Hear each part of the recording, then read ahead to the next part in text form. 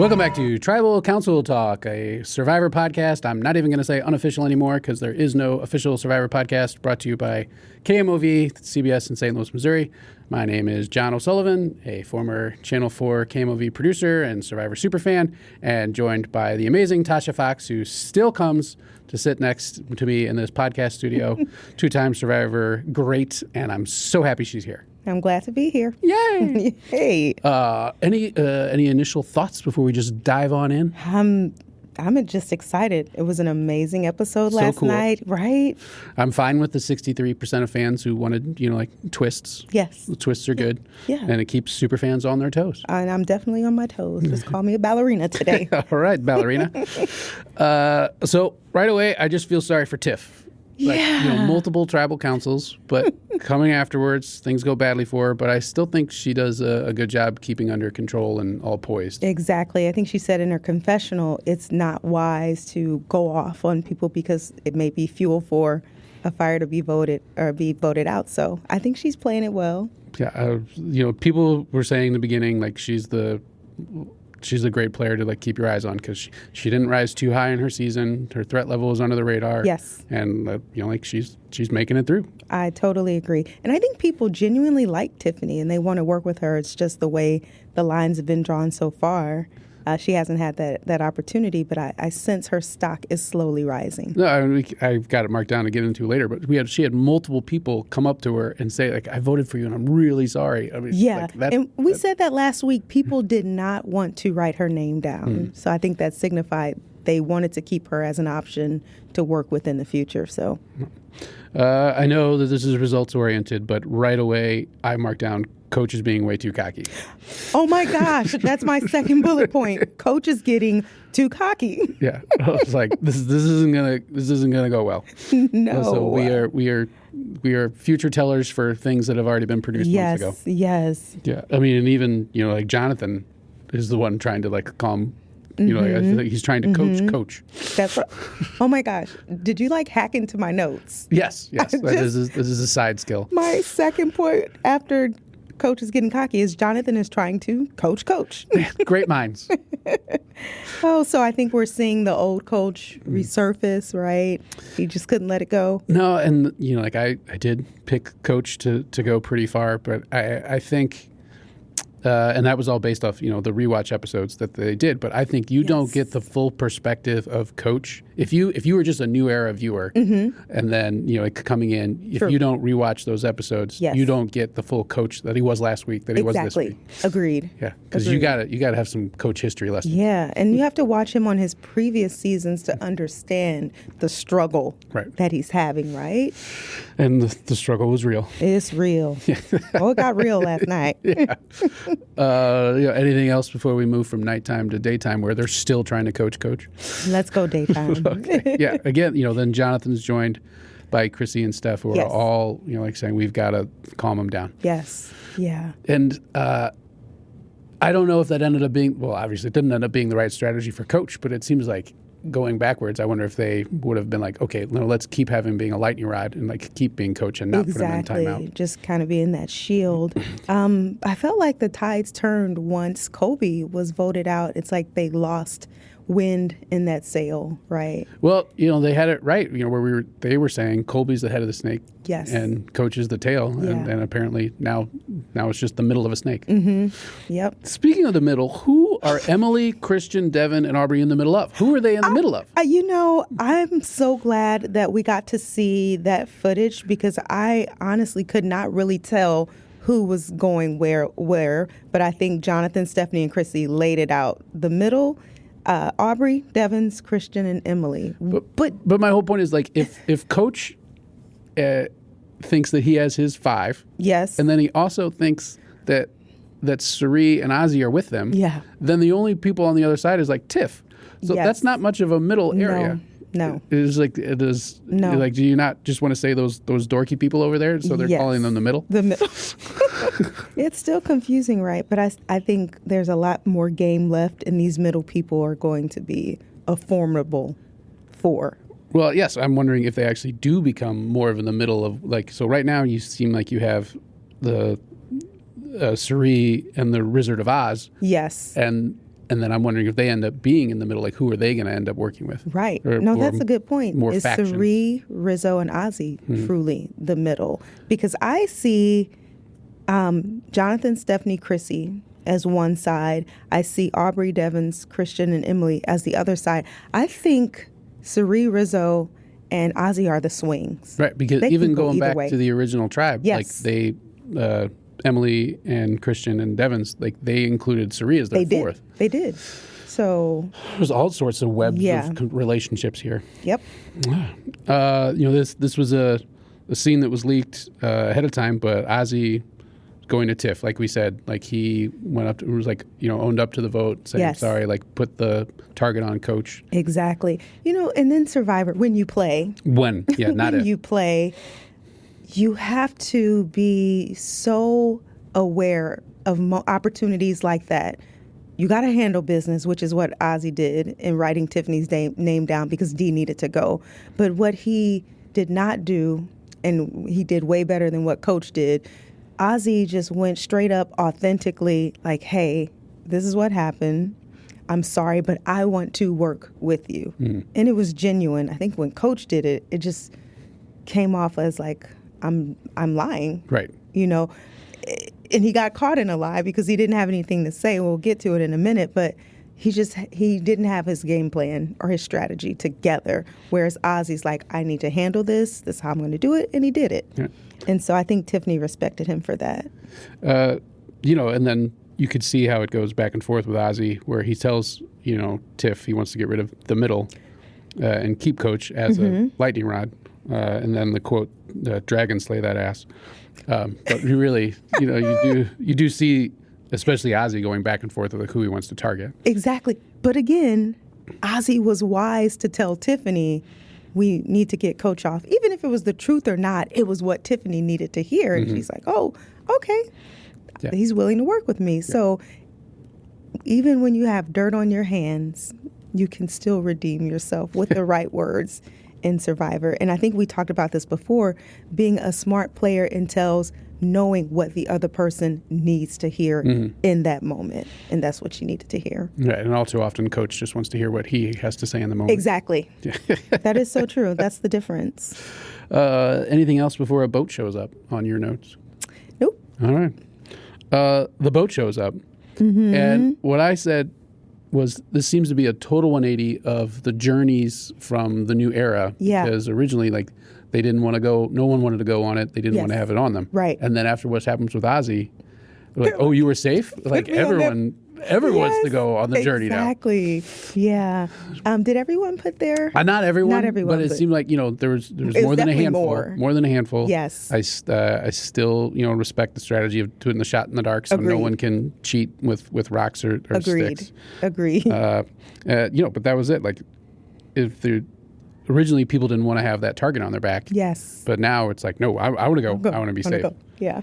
Which was Yay. And I'm glad Cirie got pulled. Yeah, that was just, like it was shocking for everyone. Yeah. But I think, she was a good person to be out. And then even how she said it herself of, I don't want to hurt one of my allies. Yes. There's probably a physical challenge. Like Yes. that's not my strong Yep. suit.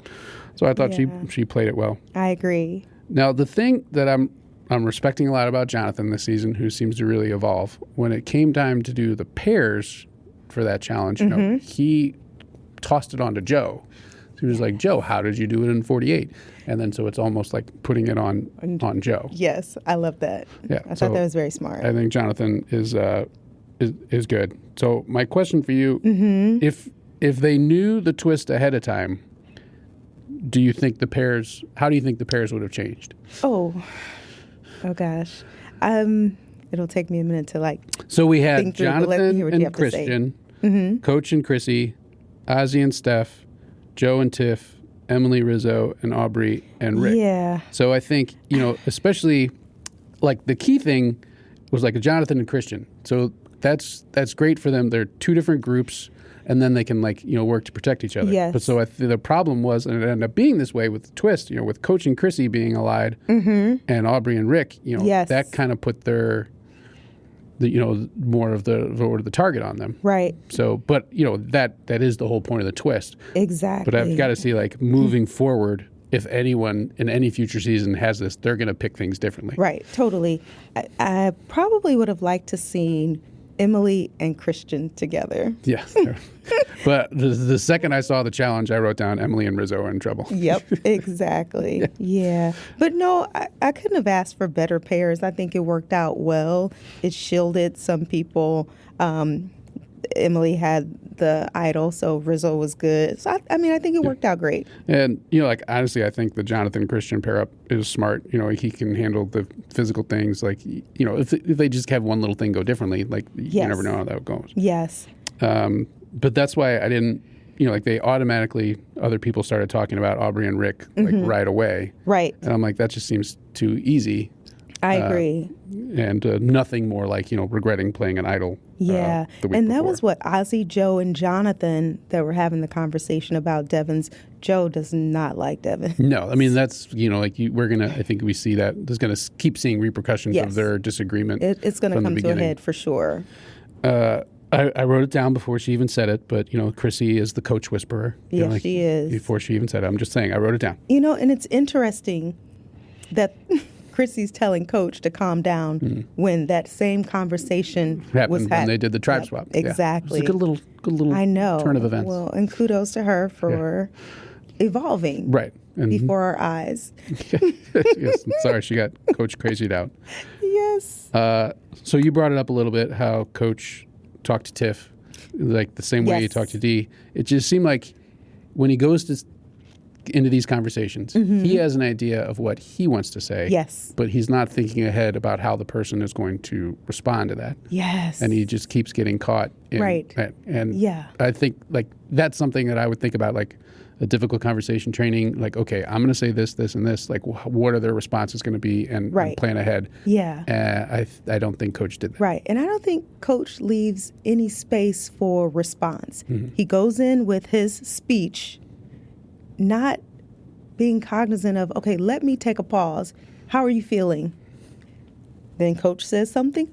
How does that make you feel? But no, he has to give the whole dissertation, and by the end, everything's gone to crap. So he loves his monologue when it should be a dialogue. Exactly. Yeah. But I love when Tiffany asks, okay, well, who threw my name out there? And then it's just dead air. Silence. Yes. That was great.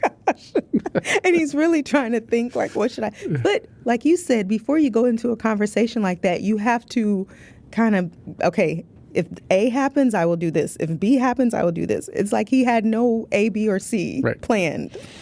No, he just got an F. He just got an F. And Tiffany's like, okay, good talk. Good talk. Good talk. Yeah, that was great. We're walking away. Anything else before the challenge? Ooh, let's get to this wonderful challenge. So, again, I love now just studying the drone shot that comes over, and I automatically said to my wife, oh, this is going to be running stages. Yep. And then she still looks at me weird, but that's all the time anyway. So, I think it was, again, good on Cirie's part. She knew what was probably going to happen. Yeah. And I can't remember how I voted because that was so long ago, but I was probably part of the 63% of fans who voted to have a twist. But really, that could be used as an excuse for anything. For anything. Yeah. But yeah, that's what I said. These twists keep Rizzo from knowing what's going to come next. If you saw how he could plan out, the things in 49, there's going to be this advantage at this time, this advantage at this time, this merge at this time, and you can't plan for that. Yes, agreed. What did you think about the strength of the pairs? For example, Jonathan and Christian. I'm like, But again, they were close. No one. They were close. Yeah, even Coach, and Chrissy came back. I just feel like there was different parts of the challenge that benefited. Play to different person's strengths. Yeah, I agree. I wrote down at the beginning this is not Emily and Rizzo aren't going to do well, but then they ended up doing better than. Yeah, I thought Azie and Stephanie were going to win. I thought that was good. I mean, especially because how quickly they got the ball out. And then that was it. I mean, I wanted your advice on. Okay, so yeah, it comes down to Tiff, Joe, Steph, and Azie, and Aubrey and Devon's. Like you said, I thought Steph and Azie had it. Tiff and Joe seemed to work better on the balance and the maze. In the maze, yeah. So what what do you think works best in those type of things where you're working with one or two other people? Is it better to have like one person who's the caller? It's definitely better to have one person do the calling. Spencer and I did a similar maze. It was a circular maze, and we both were pulling a rope.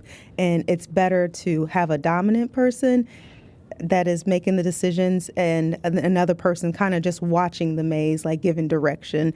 And so I thought they did a good job. In this table maze, I did that my second season, my third consecutive immunity challenge win. I had a table maze, and where Stephanie and Ozzy kept messing up, they were coming out of the last turn of the maze with too much momentum. I don't know if you noticed, but Joe and Tiffany, they would get the ball and they would literally stop it before going towards the hole. Right. And I'm like, that is the key. You can't come out of that maze with momentum. Otherwise, it'll just go off the table. Yeah. Once I saw them, they hit a corner, they'd stop it. And then I'm like, oh, yeah, they got it. But what you'll learn when you play Survivor, there is a key to every challenge. If you can figure out what that key is, you'll win. I just think Steph and Azie are both two alphas, if you will. True. And that was probably a tough pairing. Too much energy. Yeah. So to me, this pairing up, it kind of reminded me of, the challenge, not the show, the challenge, not the immunity challenge, where you are paired up. And, I just feel like they're trying to take little elements from that. We still haven't seen Beast Games yet. But, this season they're taking elements from other things. Yeah. I played the challenge, right? Yeah, I just haven't gotten to that season yet on my rewatch. But you're right. It is the pairs. That's something that is very challenge forward. Yes. And then, I'm glad that Jeff laid out the rules, ahead of time so they can start thinking ahead of, like an idol covers both the shot in the dark. Agreed. And then go from there. Agreed. Anything else before Exile Island? No. Okay. So it was coconuts. Oh, so many.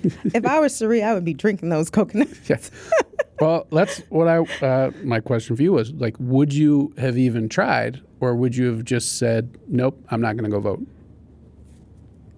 I'm Tasha Fox. I know. Just as an overall strategy, not necessarily you. I would have definitely tried. Okay. But I was questioning her strategy.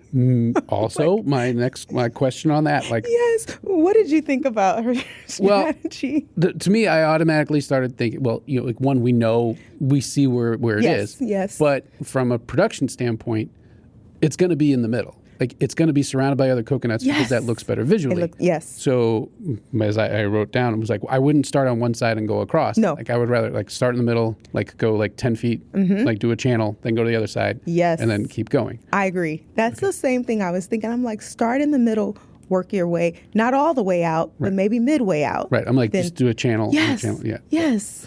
Yeah. And then she was like literally throwing the coconuts.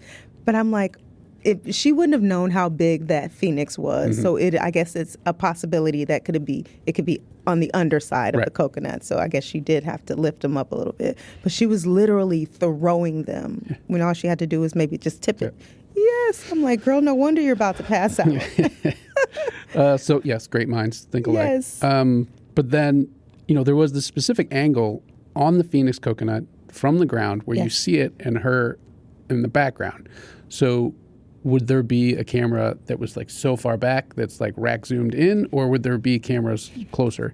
Could you see her? Well, yeah, you could see her. So it's like it was a low angle. You see the phoenix coconut, and then you see her, like about 10, 15 feet in the distance. Honestly, I don't think that would have tipped her off because she would have known if they were zooming in, zooming out, and she's so in a zone. Right. Again, like I said, once you get in Survivor, the cameras, you go blind to them. So you're not even focused on what these people are doing. You don't even see them, honestly. Right. Yeah. Well, there's a camera right there. Right there and right there. Just so you know.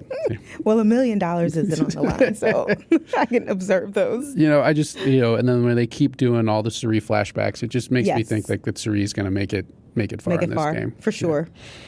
And she's on my Right. fantasy team, so I have a vested interest in Cirie. You do. So yeah, Cirie kills it, gets the Phoenix. Yes. I wish they would have showed how much time was left on that hourglass, though. Yeah. I wanted to know. It'd be fun. I mean, even if it was just a little counter, Yeah, like, just so to we know see. what Right. it is. Yeah. I agree. We'll talk to Jeff about that. Put that in our memo to Jeff. It's back at camp. I Yes. thought it was very interesting about the pairs who weren't aligned, how they were disagreeing Yes. about who should go. I thought Tiffany switched it up on Aubrey so quickly. I'm like, that is her girl. And she's talking to Joe, and she's like, I'm in. Yeah. Yeah. Well, I mean, from her perspective, she got passed over for the last two. I mean, Yes. I think anything to make her feel better. Yes. I expected on that reward that there'd be like a clue in the spaghetti or something. Again, right? Because now there's an idol back in circulation. Right. Which we still haven't seen anyone looking for. I know. Would you assume that that people are looking, we're just not We're seeing just not because no saying one's it's just gotten not close important. yet? Yeah. Okay. Yeah. Agreed. But there should have been something on that reward. Yes. Come on. we have history of spaghetti plate idol clues. True. So Okay. Chrissy, puts Coach in hammock timeout. Yes. Good strategy, bad strategy. I think it's a great strategy. I'm like, she sequestered him. Yeah. I thought it was good. I would have, I don't know. I think as a fan, it would have been great to watch how Coach would handle this pre-tribal moment. But This is one of those things where, like, again, hindsight's 2020, but would it have been better to have him keep being a lightning rod, keep being crazy so that people are like, okay, well, let's keep him around because he's not going to get it. Yeah. And I think for Coach, though, like looking back on it, he probably was like, I should have just been active, been more active. I do feel sorry for him. He did have the quote, like, I love to be the center of attention. Yeah. Which is something I say all the time. So I feel for Coach. Such a prima donna. Yeah, pretty much. Well, you can but it's the same thing where he's just going crazy. Like he has to have that. Mm-hmm. So I already asked you, like, why isn't anyone idol hunting? So I think we can assume people were. We're just not seeing it because it didn't play any part in it. Yes. What did you think of everyone's reaction when Cirie came back? To me, it was like everyone else is a puppy. And the owner came home, and they were all rushing to see what Cirie had to say. Oh, my gosh. I thought it was hilarious. But there are always those people that you feel comforted by just having them around. Even if you're not working with them, she's a calming presence, right? She's not in drama. She's always smiling and jovial. So I think she's just a calm on an island. And even when you want to pause the game and, like, I don't want to talk strategy, I just want to go hang out by the beach and just chill, you want Cirie there with you. So. Well, and it seems like everyone wants to work with her. Yes. It's almost like a Kim Spradlin type situation where everyone's telling her everything. Like everyone wants to work with her, and she can kind of just choose which side she goes with. Exactly. And like Dee said, her friend told her, if you are on that island with Cirie, vote her out. That girl is dangerous. But she's like dangerous in the most unassuming way. Right. Yeah. Too late, Dee. Yep. Oh, that train has left the station. So, it's very interesting. She comes back. We first see her, talking with Ozzy and how she switches it up in his mind. Like, he's like, thank goodness you came back. I know. Ozzy's like, I would have totally made the wrong decision. Right. And I love how he automatically thinks that Cirie has, is the right decision. But let's talk about that still. When she came back, imagine people had already been formulating plans. I think they were solid in what they were going to do. A lot of people were. She comes back and is like, nope, that's not it. And just like that, shifts the whole game and focus. That brings me to my question about you about editing, because we see her talking about Azie first, saying, no, we got to do Coach Chrissy. Then it cuts to her on the hammock with Chrissy. Chrissy's throwing Rizzo under the bus.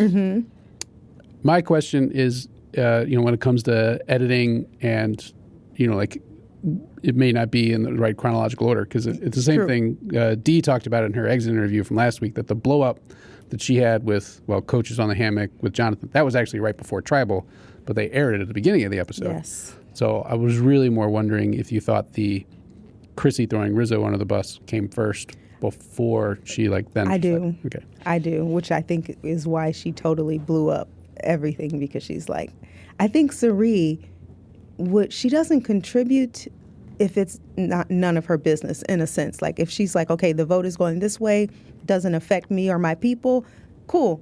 But I think you're right. She had that conversation with Chrissy, and then she realized, okay, let me do what I do best. And she shifted it. But if it were somebody that she was unconcerned about, it would have been fine. Right, like a Sandra, anybody but me. I don't. Yeah, exactly. That's such a great point. Okay, thank you for saying that. I have a great point. Does everyone just think they have Rizzo? I mean, because it's like, does everyone think they have Rizzo in their pocket? I think so, but I think Rizzo is making everyone think that he's in their pocket. I think he's playing so much more than what we're seeing, obviously, because it can't be the Rizzo show, but he's playing this game. He's really playing. See how long the Riz God sticks around. I know. But who called him out on him having an idol his season and holding it until the final four? That was Chrissy. Chrissy said that. Oh. Yeah, and then so that's why I was wondering how, like, where did she get? But of course, they're all talking. They're all talking. And that Chrissy had it was a great point. Yes. I also thought Rizzo did a good job knowing that when they were talking about voting Coach out, he was like, we can't not tell Joe. Yes. I had that down too. Yeah, great minds that's again. To say, he's like just playing a really smart game and under the radar.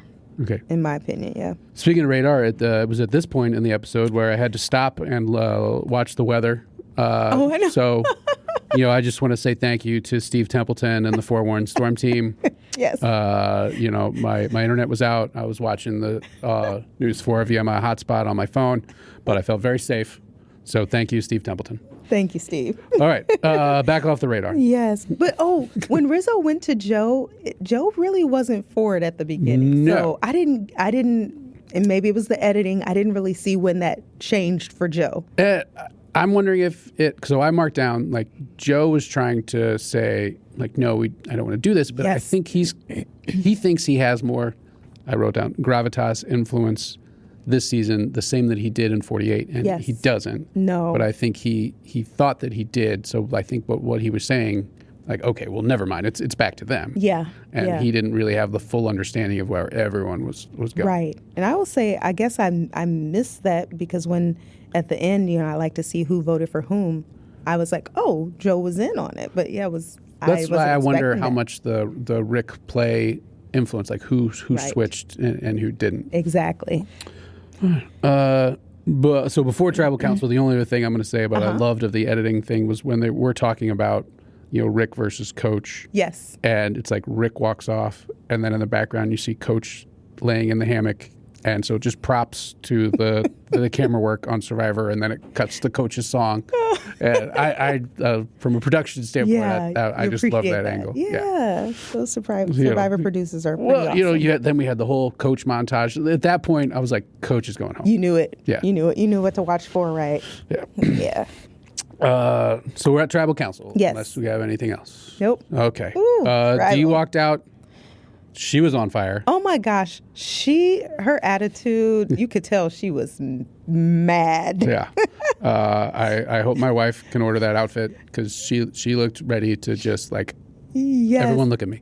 Now, of course, officially she's the mayor of right. Ponderosa, if there was a Ponderosa. So anybody that comes after her, like, she can poison the well. But I guess now that, well, we'll talk about it, but, you could tell. Yeah. Yeah. So I had that other question, like, how much do you think the mayor of Ponderosa has an influence as yes.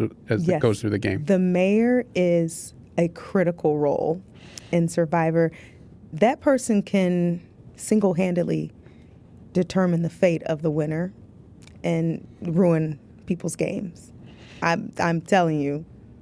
When Cass went to the jury on my season, I'm like, hey, this is not good. But, it is what it is. That's how the Survivor cookie crumbles. Yeah. So, but, that's she's why upset. I don't think, Jonathan will. I don't think Jonathan makes it to the end anyway, no, but either way. But if he did, Dee would definitely sabotage his game. The part I loved, if you saw, like, the slow-mo of Rick, like, if you remember, it really mirrored the same thing they did with Joe in 48. Yes. And that was the episode where he had to decide, was Shaheen fooling him or was he being fooled by, and he made the wrong choice. Yep. But yeah, that's why I thought it was interesting. Like Joe was talking and then they did the whole slow-mo video with Rick. And, then he goes for the fake idol. Do you think he needed to do that? I think he needed to do it. So I'm thinking by the end of so. the votes, like he would have been okay, but I think Joe and Stephanie switched their votes. I think so too. Yeah. So I think he played it off well. Yeah. Yeah. And I had been wondering all season, like, when will this be relevant? And now we see. But do you think he will carry this throughout the rest of the game? So I think it'd be tough to do it again. He did tell the lie. At the end, they're like, oh well, it's not active until the next one. Right. I thought he did a good enough job as he could when people were asking to look at it. Yeah. I don't know if he could have just held it up and held the parchment, not let anybody read it. But then that's opening up yourself to, okay, well, let me hold it. Right. And Because if it really were an idol, he had every reason to play it that night. So as a survivor, I would say that would be my thinking. Like, he didn't know that he was safe. He thought he was going home. Mm-hmm. And so he had every reason to play it. It's not real. No. And then, that's why I initially thought he was going to go up there and be theatric as he was in his season. Mm-hmm. But then if anybody else had an idol, then they could have played it. Yeah. So I thought it was a pretty good lie saying oh, it's not active yet, but we'll see if anyone believes him. Because I also think he could be the player who comes back and is like, it's totally fake. But Christian is great at facial expressions and selling it. So I'm wondering if Christian's actually, if he's okay with how he did it, if he's not, right? If he's gonna when we come back next week, is Christian gonna say, "Buddy, you were fine. Why did you do that?" But or if he's like, "I'm just glad my friend Rick is still around." Yeah. So I can't wait. We'll see. Can't wait. We'll see. Coach keeps doing his Magellan quotes. Yes. What was your thought on him playing a shot in the dark? Thought he had to. So do you think that he and Chrissy planned that out ahead of time? For sure. Okay. Yes, for sure. And who would do it. Mm-hmm. So, yeah. And then who she was going to vote for in case, they had to have a throwaway vote. Chrissy is I didn't give her as much credit as she deserved, but I thought she played a good game, and I could see that would be her strategy. And they talked about it, not a surprise. But I was wondering, could they have both played a shot in the dark or no? I think they could have, but there was no need to because he said that both are covered. True. But then would that have increased the odds? The odds, right. The odds we ever in your favor. Yes. But I think the worry is, and this happened in Chrissy's season, where, they all put their votes on Ben. Devin put a throwaway vote on Dr. Mike. Mm-hmm. Ben had the idol.